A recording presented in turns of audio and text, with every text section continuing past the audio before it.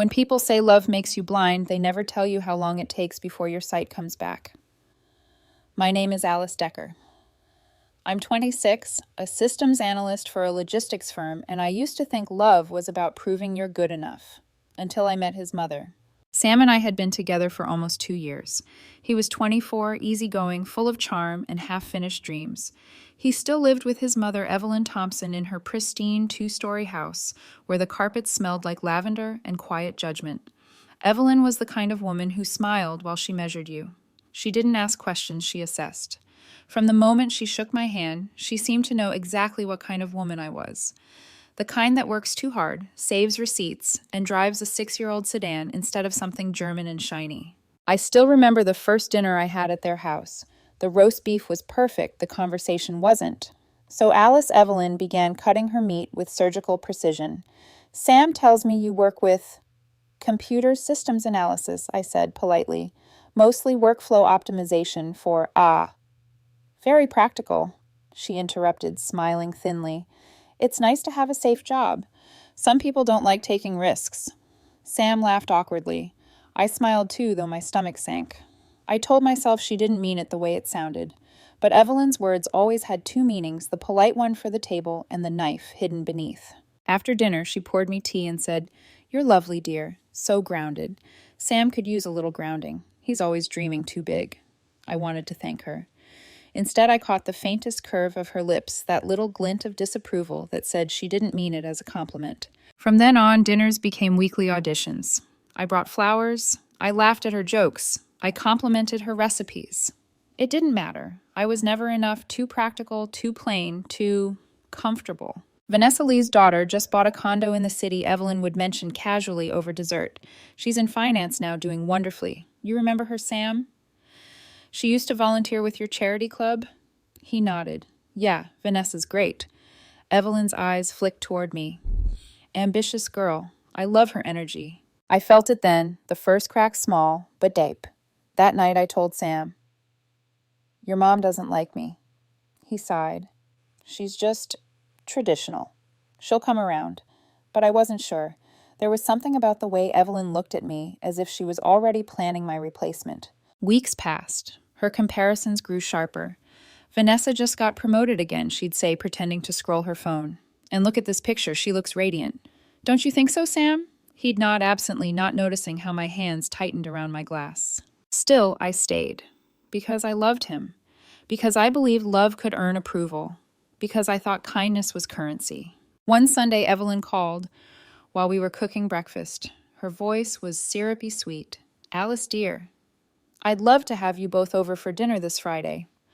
"Oh, and Vanessa will be joining us. She's in town for the weekend." My heart skipped. "Oh," I said. "That's nice. She's practically family," Evelyn said. "I think you'll really like her." I hung up slowly, the smell of burnt toast filling the silence. Sam tried to brush it off. "She's probably just being polite." But something in his tone told me he wanted to believe that as much as I did. Friday arrived too soon. When Vanessa walked through the door, the air shifted. She was the kind of woman who walked like she owned every room, glossed hair, confident posture, expensive perfume. Evelyn greeted her with a hug that lasted too long, her voice high and delighted. "Vanessa. Darling, it's been ages." The dinner that followed could have been mistaken for an audition. Vanessa talked about her new position in a finance firm, her trip to Miami, her upcoming investment project. Evelyn was enchanted. Sam laughed a little too often. I sat there smiling, shrinking. Every compliment for Vanessa was an unspoken criticism of me. When I tried to join in, Evelyn cut across with practiced ease. "Alice, you wouldn't believe the risks Vanessa's taking with her career. It's so inspiring." I forced a smile. "Yes, very brave. She's got such drive," Evelyn added, glancing my way. "Don't you think, Sam?" He nodded, not noticing the tension tightening around my chest. By dessert, I'd memorized Vanessa's resume. Evelyn leaned in, chin resting on her hand. "Sam, dear you. And Vanessa should exchange numbers. Maybe she could teach you a thing or two about investing." My fork froze. "Mom." Sam said, laughing awkwardly. "Alice is right here." "Oh, I didn't mean anything by it," Evelyn said smoothly. "Just friendly networking." But her eyes told a different story. Later that night, I stood in the bathroom staring at my reflection. My mascara had smudged slightly. My lipstick had faded. I looked tired. Not unpretty, just ordinary. Evelyn would call that practical. Vanessa would call it uninspired. When Sam came in, I asked softly, "Did you notice how your mom kept comparing me to her?" He rubbed his neck. "You're overthinking it. Am I? She just admires ambition." I turned to face him. "And you don't think I have any?" He hesitated too long before saying, "Not like Vanessa." That silence after his words, that was the sound of something breaking quietly inside me. I smiled instead. "I hope she teaches you how to invest then." He frowned. "Don't be like that." "Like what, jealous?" I laughed once, a sharp sound that didn't feel like mine. "You'll know when I'm jealous, Sam. Right now I'm just tired." When I got home that night, I opened my phone and scrolled through Vanessa's public Instagram. There they were, pictures from dinner, already posted. Evelyn tagged Sam, laughing in the corner of the frame.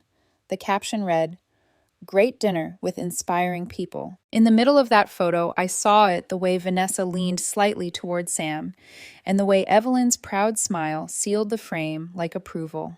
I didn't comment. I didn't like it. I just stared at it until my reflection dimmed on the screen, thinking how quiet betrayal can look when it's dressed like ambition. That night I couldn't sleep. The words kept echoing: practical, safe, comfortable.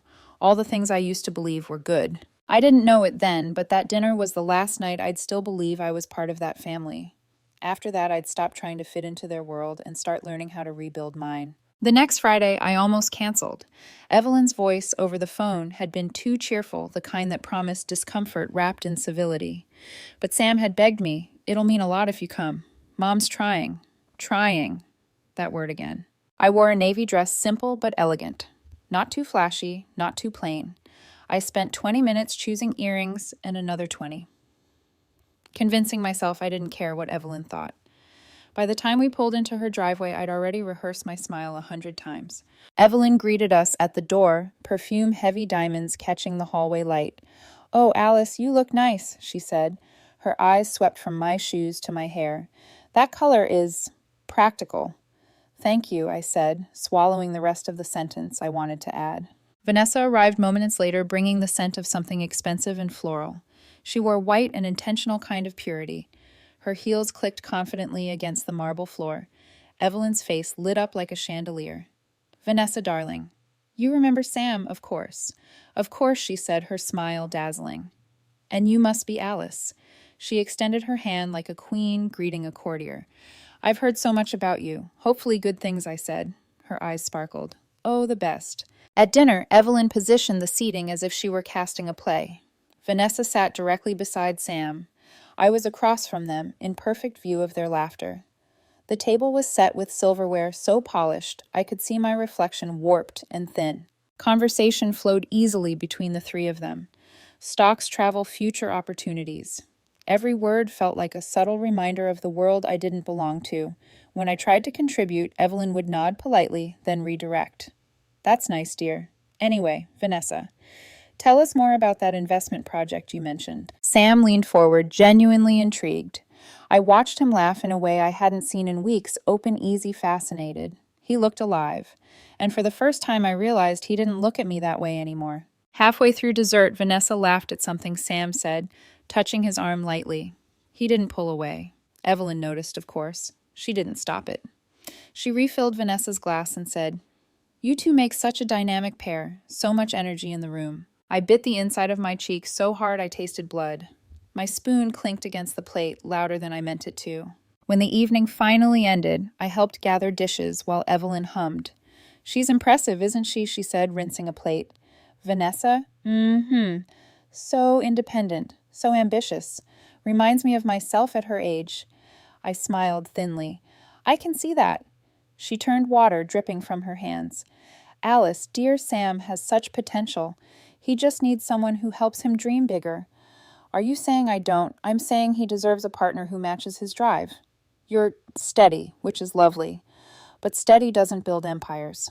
The words landed like stones in my stomach. When I came back into the living room, Vanessa was showing Sam pictures of her condo renovation on her phone.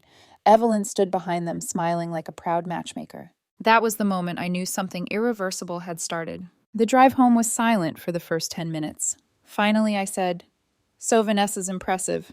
Sam chuckled nervously. "Yeah, she's doing well. Your mom couldn't stop singing her praises. She just likes successful people. You know how she is. Does she?" I looked out the window. "Or does she just like successful women near you?" He sighed. "Come on, Alice, don't start." "I'm not starting anything. I'm asking if you noticed how she treats me. She's trying to help. She just wants me to have a good future, and I don't fit into that picture, right?" "Don't twist my words. I don't have to." The red light cast his face in a harsh glow. He turned to me, jaw tight. "You're always so defensive when it comes to her. Because she's constantly undermining me, Sam. You just don't see it. She's not the enemy, Alice. You take everything personally. Maybe because it is personal when your mother invites another woman to dinner and calls her ambitious in front of me." He didn't respond. The light turned green. The silence stretched. When we finally parked outside my apartment, I reached for the door handle. "Alice, wait," he said. "Vanessa's not competition." I laughed softly. "Then why does it feel like I'm losing a game I didn't agree to play?" That night I lay awake staring at the ceiling. My phone buzzed beside me. Sam's message. "I love you. Don't let my mom get to you." I stared at the words, wondering which part hurt more, the love that sounded like pity, or the fact that he didn't say anything about Vanessa. I scrolled through social media, half out of masochism, half curiosity. There it was again, Vanessa's newest post. A group photo from dinner Evelyn tagged. Caption: "Some dinners remind you how much potential is in the room." Sam had liked it. My thumb hovered over the screen. I didn't cry. Not yet. Instead, I whispered into the darkness, "You're not losing him, Alice. He's giving himself away." Days passed. Sam started canceling plans. Work's busy, he'd text. Or Vanessa's introducing me to a contact. It could help my career. The messages came with less warmth, fewer emojis. "No, I miss you." I found myself checking my phone less, then checking it more, then hating that I cared at all.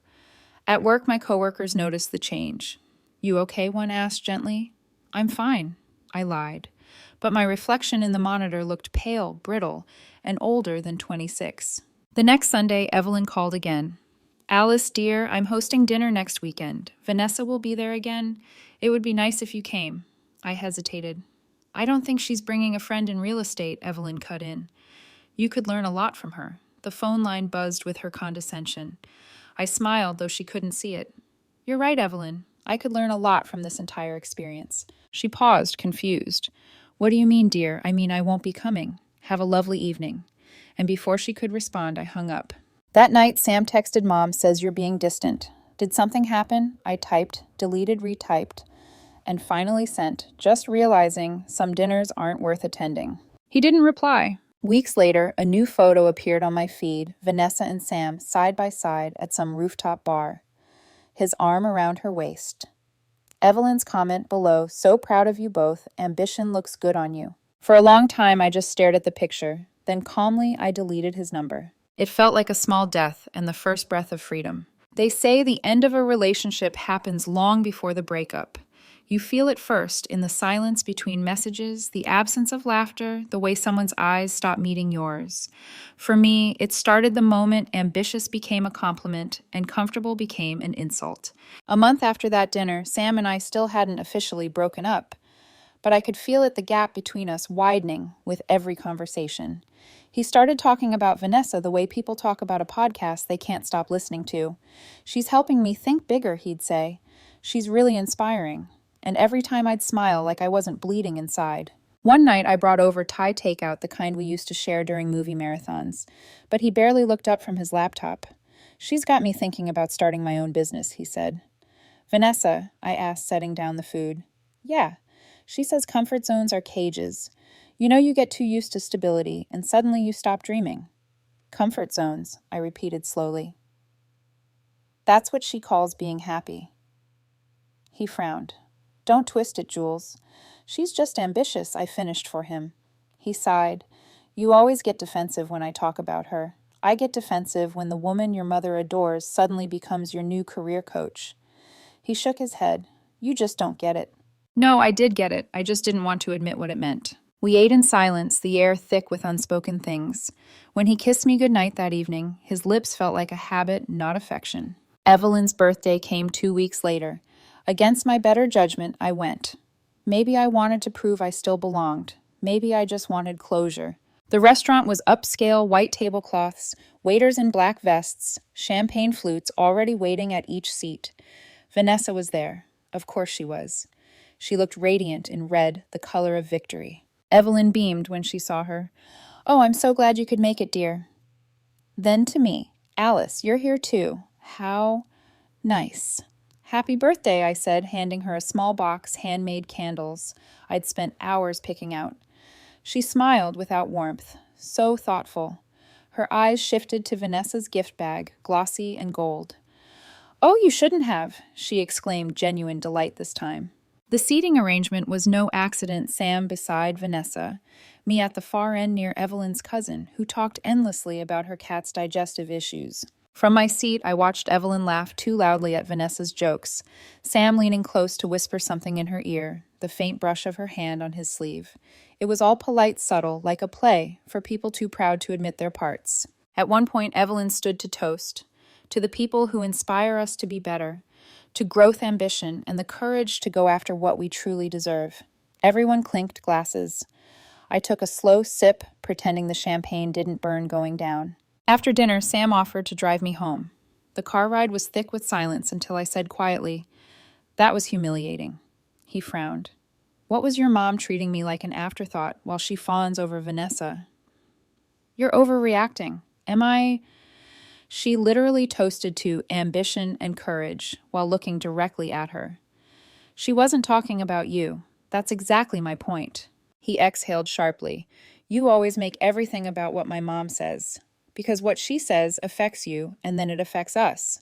He gripped the steering wheel tighter. "Maybe you just don't understand what ambition looks like." I laughed bitterly. "So now I'm unambitious because I don't worship Vanessa's career path." "I didn't say that. You didn't have to." The streetlight flickered through the windshield, cutting his face into halves, one guilty, one cold. Then he said the sentence that split my heart in two. "Maybe I need someone who challenges me." I turned toward him slowly. "You mean someone your mother approves of?" He didn't answer. I stared out the window, fighting back the tears that blurred the city lights. When he finally parked outside my building, I said softly, "You already had someone who challenged you, Sam. You just couldn't handle that she did it quietly." I got out before he could reply. He didn't follow. 2 days later, he texted, "Maybe we should take a break. I need to figure out who I am and what I want." I stared at the message until my screen dimmed. "Figure out who you are," I thought. "You already did. You're your mother's son." I didn't reply that night, or the next. When I finally did, I simply wrote, "Take all the time you need." Then I set my phone face down and deleted our photos. Weeks blurred together. He stopped calling. I stopped hoping. I threw myself into work, into long walks home, into podcasts about self-worth and boundaries that I barely listened to. Some nights I'd see his car pass my street and wonder if he even thought of me anymore. Other nights I'd scroll through Vanessa's posts until I hated myself for caring. Then one afternoon my coworker Tia glanced over my shoulder and said softly, "You've seen this right," on her phone.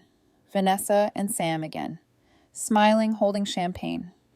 Caption, "When ambition meets destiny, #power couple." My heart didn't shatter this time. It just went quiet, like a light that knew it wasn't needed anymore. That night, I stood by my window, city lights flickering like distant promises.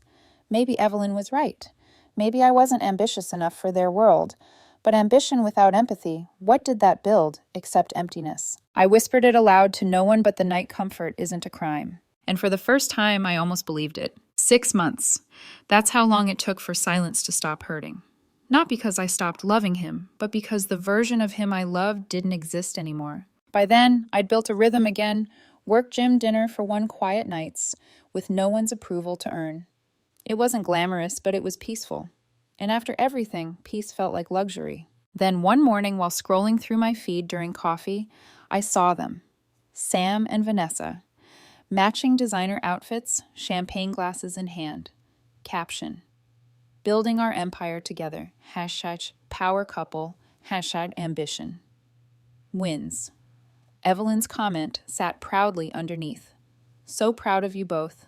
Love you, my darlings." I stared at that photo until my coffee went cold. Not out of jealousy, that emotion had burned out months ago, but something quieter, heavier. Pity, maybe, or recognition. Because in that picture, their smiles didn't reach their eyes. A few weeks later, I ran into an old mutual friend, Emma, at a cafe near my office. We hadn't spoken since the breakup, not out of hostility, just the quiet division that happens when sides are chosen. She hesitated before speaking. Alice, can I tell you something? I smiled faintly. If it's about Sam, probably not. She looked down, fidgeting with her cup.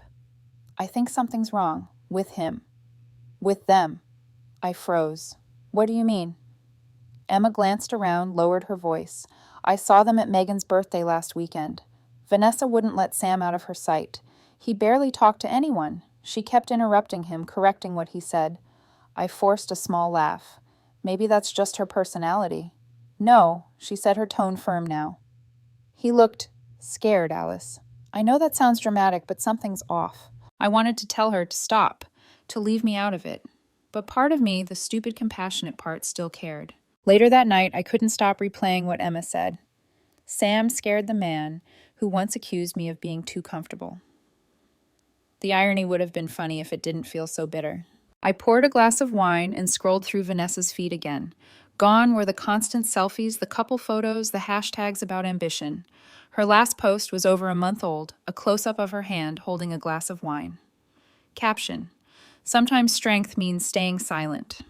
The comments were flooded with heart emojis and vague affirmations. Something in me twisted. I closed the app. I told myself it wasn't my problem. 2 days later, my phone buzzed with a message from Evelyn.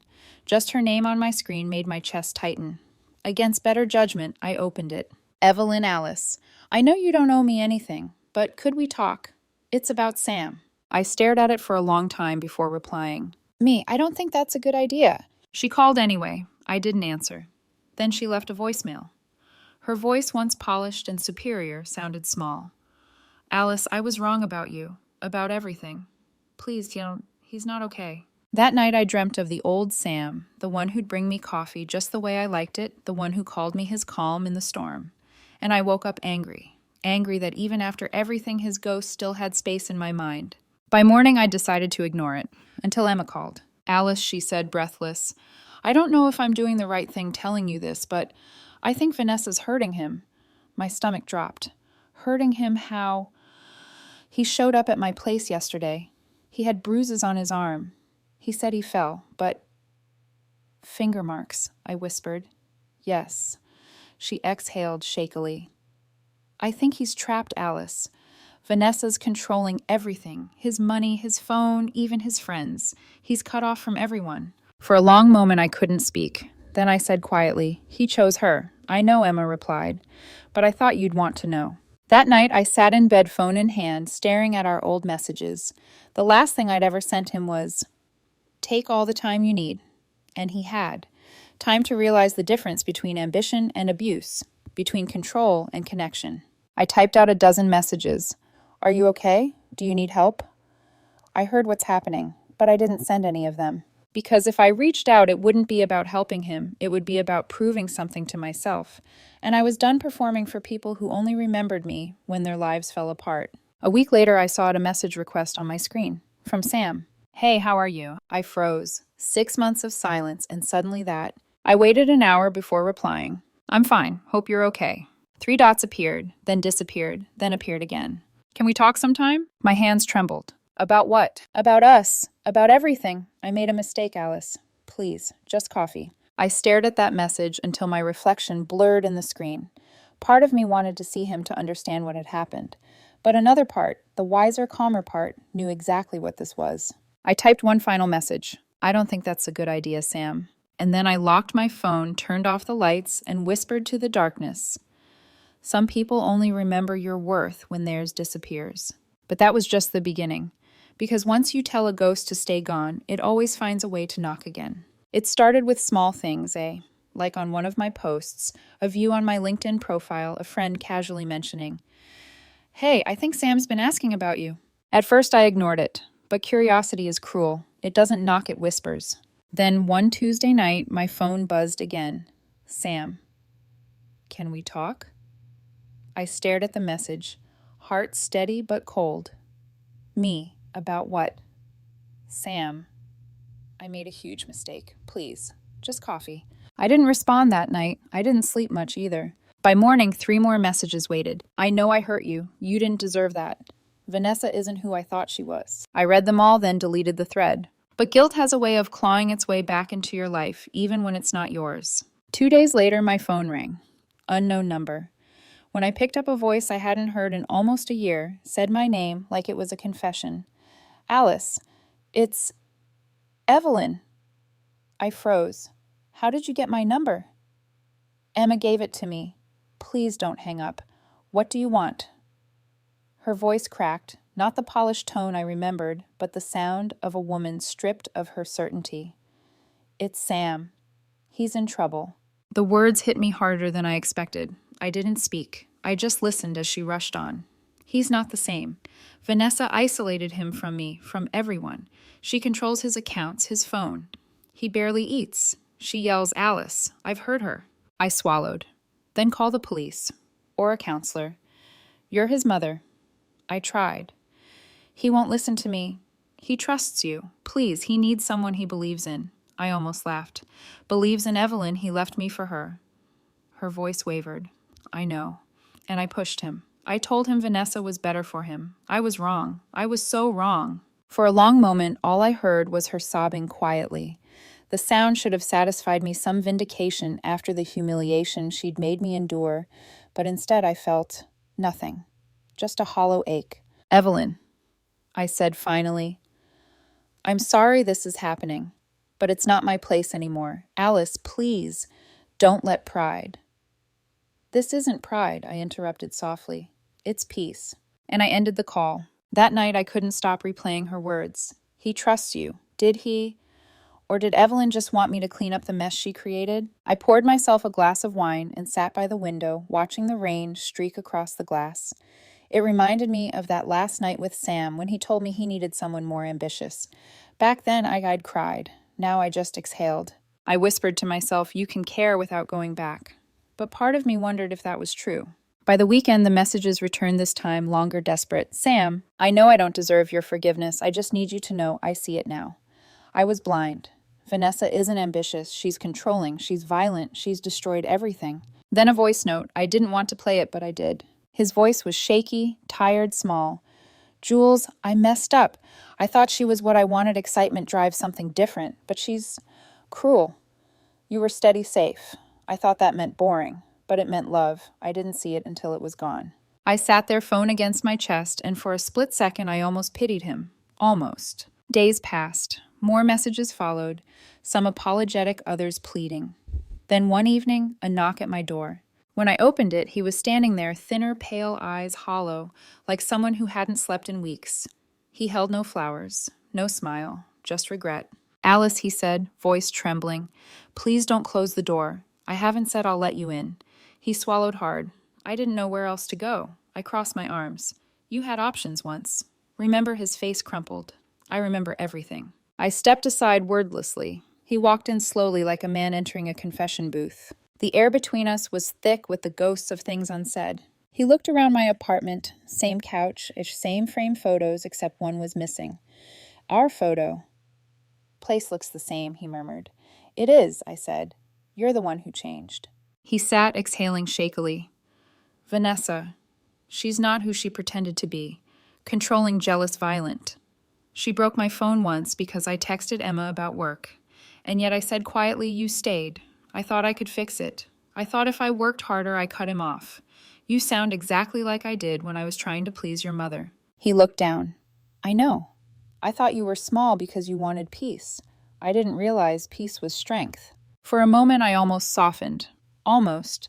But then memory did its job, reminding me of every time he'd made me feel like I wasn't enough. Sam, I said finally, I'm sorry for what you went through, truly. But you made choices, and those choices have consequences. He flinched. So that's it. Yes, I said simply. That's it. He looked at me desperate. You're cold. No, I whispered. I'm healed. He blinked, tears forming. I miss who we were. So do I said softly.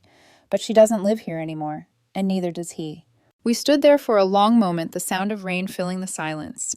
Finally, I opened the door. You should go, Sam. He hesitated. Will you ever forgive me? I already did, I said. That's how I know I'll never let you back in. He stepped out into the rain.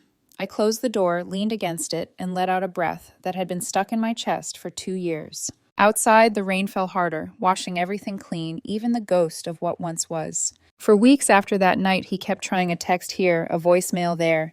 Never angry, just desperate. But desperation isn't love. It's guilt-wearing perfume. I didn't answer. He'd had his chance to fight for me when it mattered.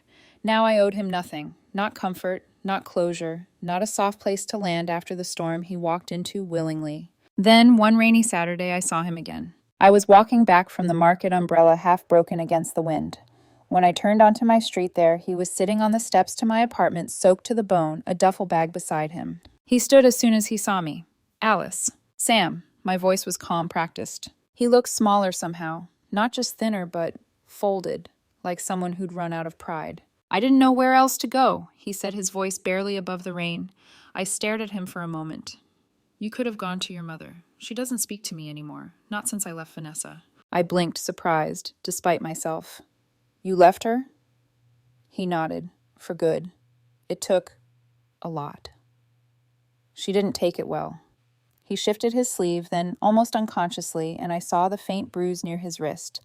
Something in my stomach twisted, but I didn't let it show. Come inside, I said, finally stepping aside. Just until the rain stops. He sat on the couch, dripping onto the rug. I handed him a towel and tea. He took both wordlessly. For a while, neither of us spoke. The only sound was the ticking of the wall clock, steady, indifferent. Finally, he whispered, You were right about everything. I sighed. That's not something you should say, like a compliment. He looked up, eyes rimmed red. I thought you'd be happy I realized it. Realization doesn't undo the damage, Sam. It just means you finally caught up to what I already knew. He swallowed hard. I keep thinking about that night. When you said you were tired, I thought you were being dramatic. But now I get it. Loving someone who won't see you is exhausting. Something in me softened, not enough to open old doors, but enough to remember we'd once loved each other. I don't hate you, I said quietly, but I don't owe you my comfort either. He nodded, eyes glistening. I just wanted you to know I see it now, what I lost. I looked at him steady. You didn't lose me, Sam. You gave me away. That broke him. He covered his face, shoulders shaking. The sound was raw, not the polished regret of someone trying to make amends, but the ugly human kind that comes too late. I stood walked to the window, watching the rain smear the city lights. When you left, I said softly, I kept asking myself what I did wrong. Was I too safe, too predictable, not enough excitement? But now I know. I wasn't the problem. Your idea of love was. He didn't argue. Maybe he couldn't. When I turned back, he was staring at the teacup in his hands like it held the answer to something. He whispered, You were my peace. I smiled faintly. You mistook peace for boredom. That's on you. He stayed until the rain stopped. When he stood to leave, his duffel bag looked heavier than before. At the door, he turned. You're really not letting me back in, are you? I shook my head. You don't get to come home after burning it down. His throat worked. I wish I could undo it. I know, I said gently, but you can't. He lingered a second longer, as if waiting for me to change my mind. When I didn't, he stepped into the drizzle, pulling his hood over his head. I watched him walk away, the gray light swallowing his figure, until he was just another shadow moving through the city. And for the first time, I didn't ache. I didn't hope. I didn't imagine a what if. All I felt was a strange kind of stillness, the kind that comes when you finally stop bleeding. That night, I wrote a note in my journal. Closure isn't an apology. It's a door you lock yourself. Then I went to bed early. The rain had stopped, but its smell lingered clean, quiet, forgiving. For the first time in years, I slept without dreaming of him. A year passed. Time didn't heal everything. It just rearranged the pain into smaller, quieter corners of my life. I'd moved apartments, gotten promoted, and learned how to enjoy mornings again. Coffee without anxiety, music without memory. The city hadn't changed, but I had. Sometimes I'd pass couples on the street and feel that familiar tug nostalgia mixed with relief. I'd loved once with both hands open, and that love had burned me. But it also taught me what peace feels like when it finally returns. It happened on an ordinary Tuesday. I was waiting in line for coffee before work when a voice behind me said my name. Alice. I turned. Evelyn. For a second, I thought I was imagining her same pearls, same perfect posture, but older now, her eyes tired. Evelyn, I said evenly. It's been a while, she smiled faintly. You look well. I am. She hesitated. Sam told me you wouldn't talk to him. He's rebuilding his life. Slowly. I hope he is. She looked at me for a long moment, maybe searching for the bitterness she expected. When she didn't find it, she sighed. You were good for him, Alice. I see that now. I nodded. I know. The barista called my name. I picked up my cup, turned to her once more. Evelyn, do me a favor. Yes. Next time you meet a girl who doesn't fit your expectations, don't try to fix her. She might be the only person who ever loves your son for who he really is. Her eyes glistened. You really did love him. I did, I said softly. That's how I know when to let him go. And then I left her there, standing in a coffee shop that smelled like regret. That evening, I met Ethan, the man I'd been seeing for 3 months. He was an architect, thoughtful, calm, the kind of man who didn't need chaos to feel alive. When he talked, he looked at me, not his phone. When he laughed, it was genuine. He asked, rough day. Not really. I smiled. Just a ghost from the past. He chuckled. The haunting kind or the lesson kind? Lesson, I said, reaching for his hand. We sat there watching the city lights flicker beyond the glass. He told me about his next project, about building homes that feel warm instead of just impressive. And I realized this was it. This was what it meant to be chosen, not tolerated. Ethan never called me comfortable. He called me steady. He said it like it was strength, not shame. A few weeks later, I got a message from Emma. He's dating someone new, a teacher, kind girl. Looks like he's doing better. I stared at the message for a moment, then smiled. Good for him, I replied, and I meant it. Because some stories don't need revenge. They just need release. One Sunday morning, I found myself in my new apartment, barefoot sunlight spilling across the floor. I brewed coffee, opened my balcony door, and just stood there, feeling the wind on my face. A year ago, I was begging for someone to choose me. Now I understood that I only needed to choose myself. I picked up my phone, opened my journal app, and wrote, Peace doesn't sparkle. It hums quietly. It's not found in excitement or ambition or someone else's validation. It's found in knowing that comfortable isn't boring, it's safe, earned, and deserved. Then I smiled, whispered the final line aloud, just for me. Comfort, after all, fits just right. Sometimes love teaches you through pain. Sometimes it returns to test if you've healed. And sometimes it just fades, leaving behind the calm you didn't know you were craving. So tell me, if someone who left you came back, would you open the door or let the rain wash them away? Leave your thoughts in the comments, and don't forget to subscribe for more stories like this.